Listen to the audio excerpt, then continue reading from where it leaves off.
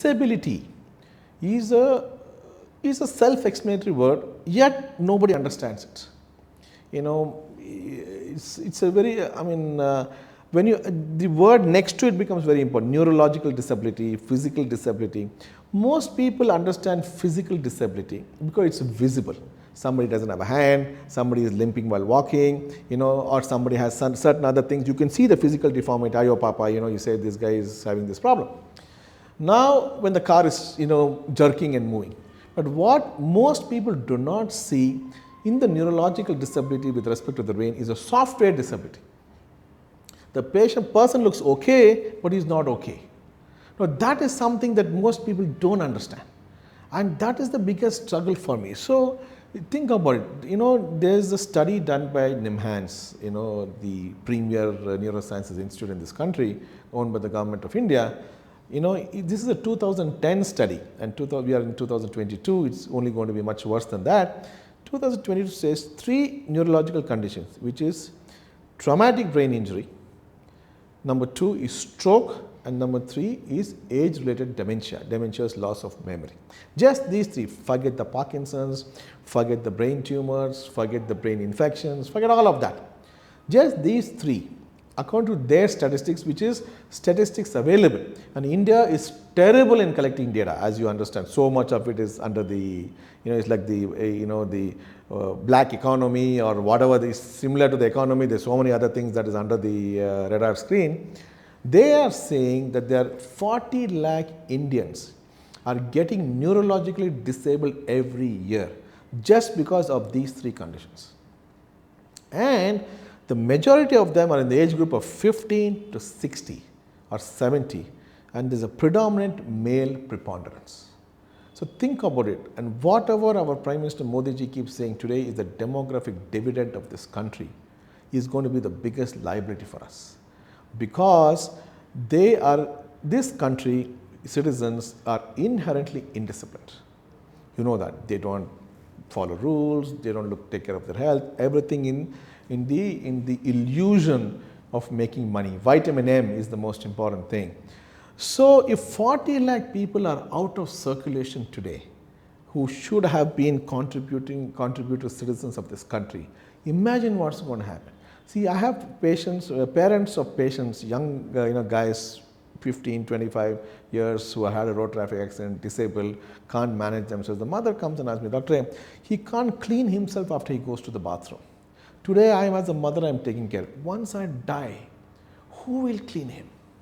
At least teach him to clean himself, Doctor. Doctor. At least can he do that? So can you imagine, the family does not have big requirements. They want fundamental things, which I think is the fundamental human right that we have to do. But what is happening is the acute care is happening, but after that nobody has the interest to take care of all of this, because these takes months to years to make it happen. So now if you are producing more, the roads are getting better, the vehicles are getting better, the whatever is getting better, but upstairs has not changed. So we are having more and more of all these things happening, and with thanks to the acute care, quality of medical care has improved. You have better hospitals in smaller towns, CT scans everywhere, MRIs everywhere, and so on and so forth. More and more people who are dying 30 years ago are surviving now. That's the good part of it. But they're surviving and disabled. Think about it. Your and my tax money and everybody's tax money is going into that damn thing. So think about it. So I'll give you a simple example to make. When I tell this story to people, poor badwa owns up a dudkodi, their family needs some money. There are people spending 1 lakh rupees on an alcohol party. They don't want to give 2,000 rupees for a poor patient. It is so paradoxical in this country. So I tell them, because it's not important, or it's not in my house, or whatever it is. Think about it.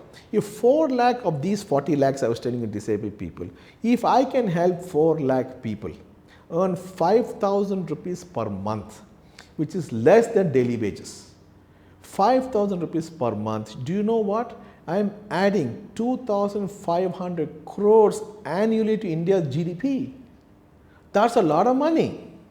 And if I can help another 4 lakh families save 5,000 rupees on monthly medical bills, as silly things as diapers, because I can make him to manage his own bathroom, for example. and certain things like that, I can add another 2,500 crores annually to India's GDP.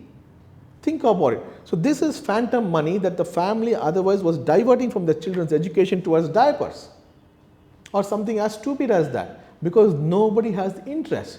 Today you will see so much of show happening, people are donating wheelchairs. You must have seen that, donating wheelchairs, donating sticks.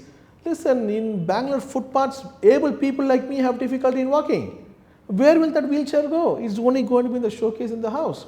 So my statement is, instead of donating or donating for disability welfare, please invest in restoring ability. Instead of giving them the fish, teach them how to fish.